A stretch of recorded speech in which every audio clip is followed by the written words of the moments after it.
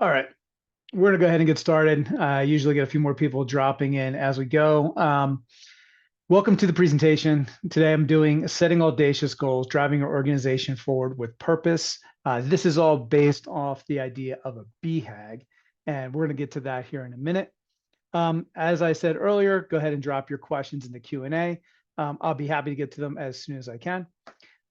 Myself, I'm a certified scaling up coach and implementer. My clients range anywhere from $1 million to 130 million in revenue. Been an entrepreneur for over 20 years, former EO, Colorado president, and I'm father of 2 teenagers, which is why you see the gray hair. The work that we're going to be doing here today is all based on Jim Collin's book, Good to Great. That's where he came up with the terminology for a BHAG, a big, hairy, audacious goal. And I always like to start this off with a short survey. There's not too many people here, but let me go ahead and send this survey out. It's just trying to ask a question here. Do you have a BHAG or audacious goal? And does everyone in the organization know the BHAG and live it? So I'm going to go ahead and launch that. We'll see what your responses are here.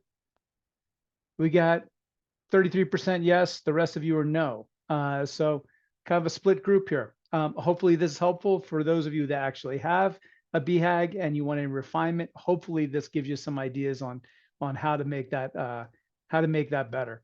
Okay, let me go close that out. So Collin starts out with this quote here. The power of a BHAG is that it gets you out of thinking small. A great BHAG changes the time frame and simultaneously creates a sense of urgency.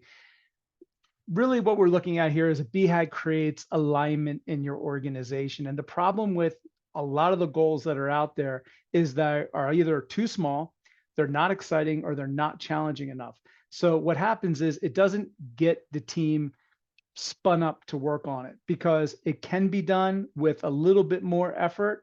And when you're thinking BHAG, you're thinking of a goal that you might have a 30% likelihood of hitting. And therefore, it's going to require you to do some serious thinking and strategizing in order to hit that goal in whatever time frame you set it out to. So a good BHAG, the way Jim Collins talks about it, is about 20 years out. Personally, I think that's too far in this day and age. I think it's even hard to set a goal that's 5 years out. So the graphic I have here kind of shows a BHAG out around the 5 to 10 year position. And what you're looking at is going up that mountain. You know, you have this thing out in the distance that you're trying to hit. You don't have all the details. You don't know exactly what it looks like. But as you progress your way up the mountain, you gain clarity. You figure out what you need to do. You learn how to strategize to get up that mountain. And you set your 3 to 7 year goals in alignment for that audacious goal that you have. And then subsequently, your 1 year goal. With that 1 year goal, you're then setting quarterly rocks or quarterly priorities, depending on whatever system you're working with in terms of coaching. I'm a scaling up guy, so I tend to use rocks and priorities. When we think about a BHAG, I like to give some really common examples of them. So, and these are all different types of BHAGs. On the left side of the screen here, I have David Goggins. He is an ultra marathon runner, former Navy SEAL, Green Beret. I mean, this guy's done it all. And he sets this really high personal BHAG to be the toughest man in the world.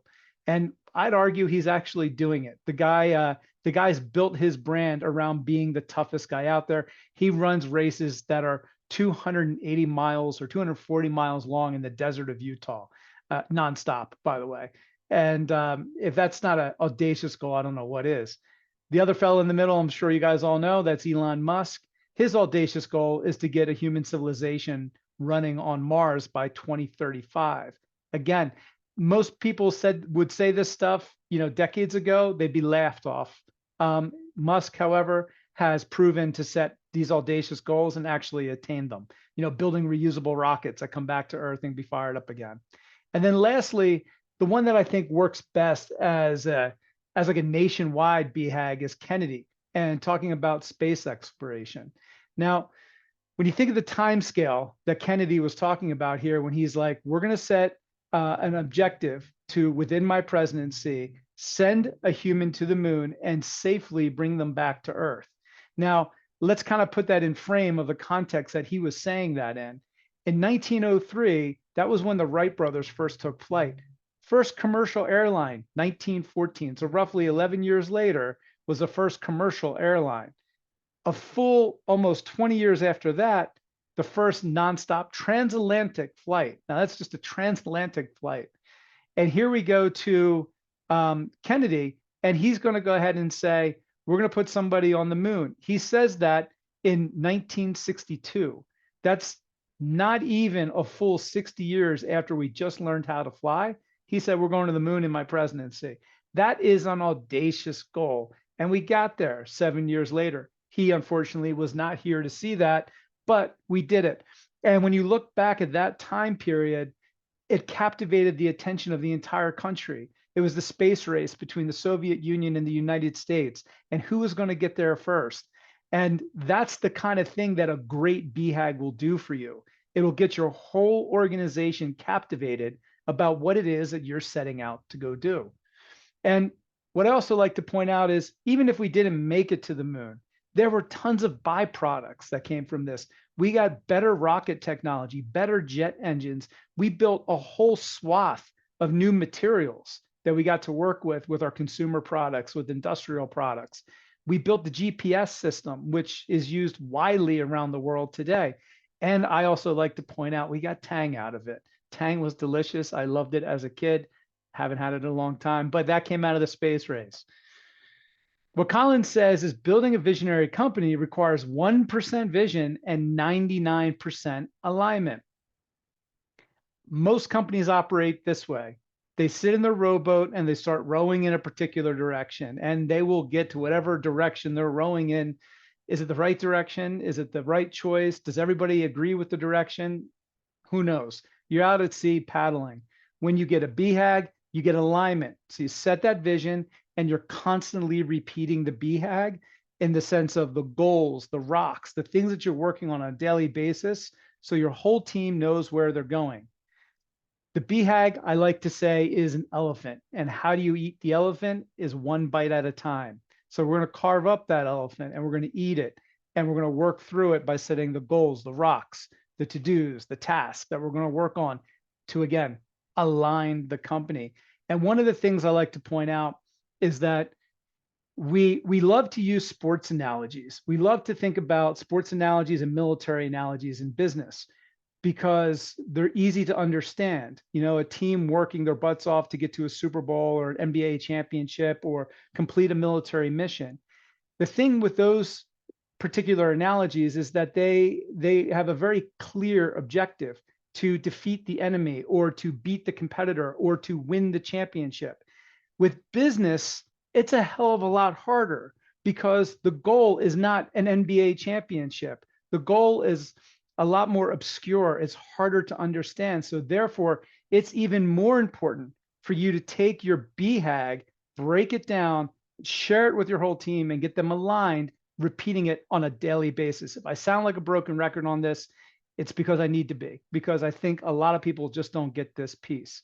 You're taking the elephant, you're breaking it down 10 to 20 years, 3 to 5 years, annual, quarter, week, day, etc. Goals, rocks, priorities, tasks, all of them line up. Let's look at a few examples here. So these are a couple of the BHAGs that are out there. I like them. However, they could be better, and I'll explain why here in a minute. But let's look at Facebook, to connect the world, or Google, organize the world's information. Evernote, remember everything. Microsoft, a computer on every desk in every home. I think they hit that BHAG a while ago. Amazon was to have every book ever written accessible and within seconds. They also hit that goal, no problem. Nike, I feel like they still want to do this, which is crush Adidas. I feel like they've crushed Adidas, but that's their BHAG, is to continue to crush Adidas. So all of these are various forms of BHAGs. Where they could be improved is by putting a date on any one of these BHAGs. Put a number down, whatever that number may be. Facebook, connect the world by 90% by the year 2040, right? Or organize all the world's information and then put some kind of measure on that to know that you've got there. You could always come up with a new BHAG, but when you put a date on it or a time on it, it creates a compression effect. Otherwise, without that date and time on it, it's just kind of always out there and you're never going to get there. The thing is, we want to get there. We just don't want it to be a high likelihood to get there. One of the examples I like to put out there in terms of like an ambitious statement, ambitious goal. So this was Shackleton's journey to the Antarctic, an ad that was taken out. Men wanted for hazardous journey, small wages, bitter cold, long months of complete darkness, danger, safe return, doubtful, honor and recognition in case of success. And this went all over the internet for decades. It still does show up every now and then on the internet. And what people like about this is it's inspirational, right? In recognition in case of success, constant danger. They like that. They like that challenge. They like that spirit. It's what makes us feel more human. It makes us feel more connected and aligned. The sad part about this is there's no historical evidence whatsoever that this ad was ever taken out. It was something that was created in the early days of the internet, and it's definitely a hoax, but the spirit is what's important. I also like to point this out. I'm a big fan of Viktor Frankl and Man's Search for Meaning. And one of the quotes I pulled from that is, what man actually needs is not a tensionless state, but rather striving and struggling for a worthwhile goal and a freely chosen task. This is what helped Viktor Frankl survive multiple concentration camps in World War II. It was the struggle for survival, and it gave him a worthwhile task to shoot for. And that's where he found meaning. And honestly, I think this is one of the areas that a lot of people are freaked out right now because they see how AI could possibly take over lots of white collar jobs, lots of skills that are out there. And while it might be a loss in job, I think a lot of people are freaked out in terms of what does that mean for them, in terms of who they are as a person, in terms of what they're doing in their career. So we want to give meaning to people. So set an audacious goal that gives people meaning. So let's get into some examples and a little bit of how-to here. This is an example of a BHAG from a company called Red Balloon down in Australia. They serve experiences up to people. Rather than gifts, you give corporate experiences like go on a hot air balloon ride, get a jet ski, rent a car, whatever it might be. Their BHAG was to serve an experience sustainably every second, somewhere on Earth by 2030. Here's where you put a date in it. They put a specific date. And in 2020, they did something like 6 million experiences. And they had a dashboard up on the wall that was saying, we are now serving an experience every 49 seconds. Again, the BHAG was every second. So they could see how they were improving in terms of hitting their overall goal. So talking about types of BHAGs, when you're thinking about your BHAG, these are the 4 primary types that I like to highlight. There's a role model BHAG, right? So Euro, for instance, become the Nike of the cycling industry. They said that in 1986. You see a lot of this with Uber. We want to be the Uber of, or the Airbnb of. That's a role model BHAG that you're setting. A target-oriented BHAG. So this is Walmart's. Become a $125 billion company by 2000. I don't know the exact date they hit it, but they definitely hit that. I'm not sure what their new BHAG is, but again, they put a date on that by 2000. So I'm sure they've set a new one. Is it to be a $1 trillion organization by 2030? I don't know. But that's what we look at when we're looking at a target-oriented BHAG. Competitive, we talked about Nike, crush Adidas. And then transformational. I like this one a lot. This is Merck Pharmaceuticals. Transform the company from a chemical manufacturer into one of the preeminent drug manufacturing companies of the world. They said that in 1930. I feel like they achieved that in the 1970s and definitely into the 1980s, but they went from chemicals to pharmaceuticals and they pulled it off. That was their BHAG. So when it comes to setting BHAGs, and again, I know I'm giving you a lot. I'm recording this. I'll post it. You can see it. I'll also share out the slide deck. But if you've got questions, go ahead and drop them in the Q&A so I can go ahead and bang them out. There's 2 different models that I like for this. There's the strategy choice cascade, and that's by Roger Martin. That's a pretty effective way to set a BHAG. And you ask yourself these questions and kind of move down, get the answers, and go back up and revise them. And you build this cascading effect, which helps with alignment. But the one we're going to go into today is the hedgehog concept. And this is Jim Collins, and this is how he came up with the BHAG and the concept of the BHAG. So I'm sticking on theme here with Collins and going over that one. So let's take a look at the hedgehog. The hedgehog's comprised of the BHAG being in the center. On the top of the BHAG on this Venn diagram is passion. What are you passionate about? What drives your economic engine? And what can you be the best in the world at? So Collins has different ways of going about this than I do. I like to use these three different tools to pull it off. I like to talk about the golden circle, which is by Simon Sinek. We talk about profit per X, which is scaling up. And we talk about brand promise, which is scaling up amongst many other companies do a version of a brand promise. So we're going to go into each one of these different tools to get each aspect of this circle to create a BHAG statement.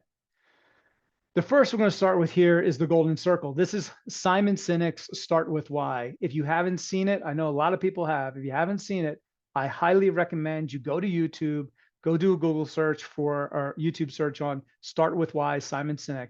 You'll come across his old TEDx talk. The audio is a little iffy in the beginning, but it gets really good. And what you're focusing on here with the golden circle is what is the emotional connection behind why you do what you do, and not what you do, but why you do it. And that's the thing that people connect with. It's like Martin Luther King. He said, I have a dream, right? He didn't come out and say, we're going to go ahead and march on Washington. He said, I have a dream. That was the thing. That was his why that connected people. And an example that I'll use here too is an example of why is Rackspace. We believe in fanatical support. And so with Rackspace, we'll get later into their brand promise and how this manifested there, but they believe in servicing the customer better than anyone that's out there. And early in the 2000s, when hosting was kind of popping up all over the place to host websites, the hosting industry had a reputation of going down once in a while. And when it went down, the customer had to call the hosting provider up and say, hey, this website's not working. You got to get out there and fix it. Rackspace, instead of having the customer reach out to them, Rackspace reach out to the customer. So when they had an outage, they would call the customer up, and they wouldn't use their support reps to do so. They'd use their sales reps. Their sales reps built rapport, and they actually upsold their clients when they had an outage. So not only were they proactive, and that built trust with the organization, but they also upsold because they built trust. So I always like the Rackspace example, and they still believe in that today. So it's been there for a while. When we look at the golden circle, we move left to right. Why do you do what you do? How do you do it differently than anyone else? And what is it that you sell? So the example that's used in Simon Sinek's is Apple. Apple starts off with, we believe in challenging the status quo. We do this by creating beautifully designed, easy to use products. We happen to make computers and smartphones. Would you like one? And you can feel the emotional connection with that type of statement. And they give the juxtaposition with Dell, right? Dell leads off with what they actually do, which is they make made-to-order computers cheaply built to spec. Doesn't really connect with you emotionally. Apple has a cult-like following because they're connecting with people on an emotional level. So with the golden circle exercise, when you're writing a great why statement, I would say use these three criteria to evaluate that exercise, evaluate that why statement. It's not easy for a competitor to imitate without a heavy cost. It can be used in a variety of products and markets, and it benefits the end customer experience. So going back to Apple, if you look at, we believe in challenging the status quo, we build these beautifully designed products, it would be really hard at this point for Dell to try to build anything like what Apple has built. Can it be used in a variety of products and markets? Yes, it can. Apple has computers, they go into software, they build subscription services, they may even go into automobiles. And does it benefit the end customer experience? I would say it does in the case of Apple and some other examples that are out there. So that's the top, that's our golden circle, right? So again, going back to the hedgehog, it's what are you passionate about? The next piece that we're going to get into is the brand promise. Here we're focusing on the customer's needs, and we want to have skin in the game, because when we have skin in the game, it helps us build trust with the customers because they see that we have something at stake here. And when you look at the various examples that are out there, you have Geico, BMW, FedEx, Patagonia, Nike, all of these. I like Geico's example because it has some numbers tied into it. 15 minutes or less can save you 15% or more in car insurance. It sticks. They're putting skin in the game. They're saying that if you give us 15 minutes, we will make sure that you're getting 15% or more on car insurance, right? So there's skin in the game there for them. FedEx used to be your package will get there overnight guaranteed. Well, what happens if it doesn't get there overnight? Well, FedEx will compensate you for that, or it used to. They changed that because everybody gets packages delivered overnight now. So they switched it up to relax. It's FedEx. We'll get it there. So I don't think FedEx is as strong as it used to be when it comes to that one. We talked about Rackspace. So again, sticking on brand here with Rackspace. Their brand promise evolved. It used to be a zero downtime network when that was a thing that they could differentiate on. Then it was, we will answer in less than 3 rings. So if you called their centers, a big red light would flash whenever a call came in. So they notified everybody, time to pick up the phone.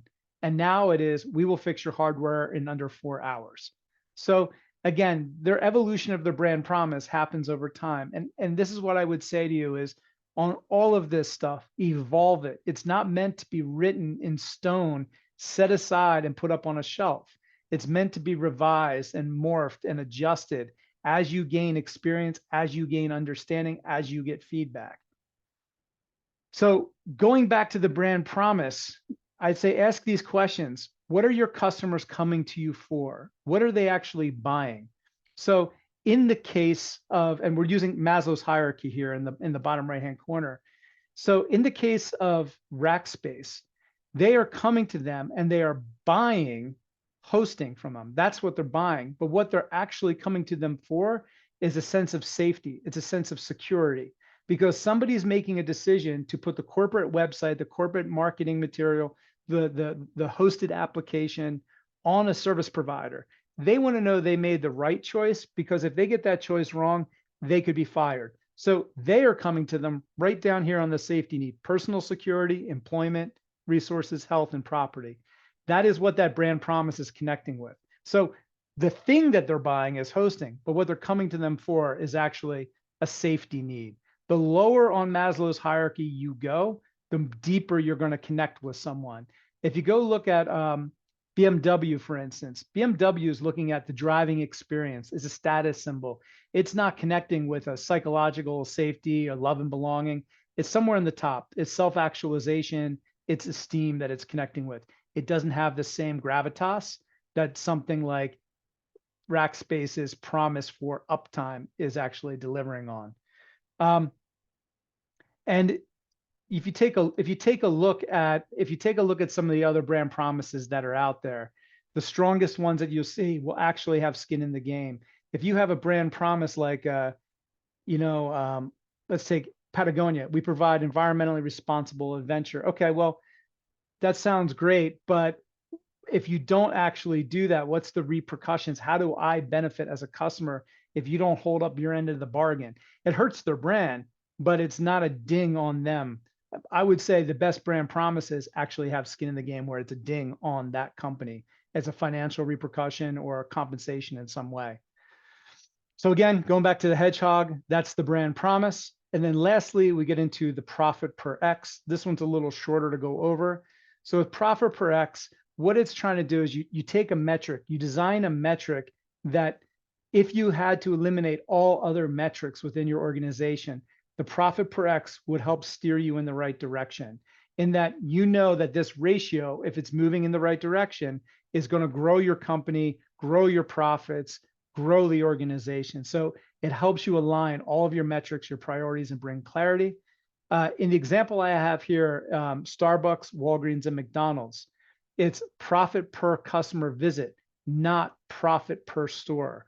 So that's a big difference, right? If you're looking at profit per store, it's measuring something a little bit different than profit per customer visit, where you're trying to maximize the amount of revenue per customer visit. That's what Starbucks, Walgreens, and McDonald's does. Apple's actually evolved over time. I don't actually have Apple's written down here, but with Apple, it's now profit per subscription. So they moved to more of this SaaS model with, their iCloud backups, their support contracts and everything else like that, where it's more about a subscription model, profit per subscription that their customers have. So again, with profit per X, I would say start with these three. These are three generic profit per X's: profit per product or service line, profit per customer, profit per employee. Start with that and then keep evolving it, make it into something that actually works best for you. Some good validation questions would be, is it measuring the right thing? Does the number drive the outcome to achieve massive growth? And is it going to drive differentiation? If you continue to push on profit per customer, profit per employee, is the outcome you get from that actually what you want, right? So take all of these statements, weave them all together, and this is what's going to create your BHAG. So written out as a statement, what are you aspiring to do? And then what is the success criteria and by what date? So again, if you go back to Walmart or Merck, right? So what are you aspiring to do? Become the world's preeminent drug manufacturer. What is the success criteria? Well, being preeminent.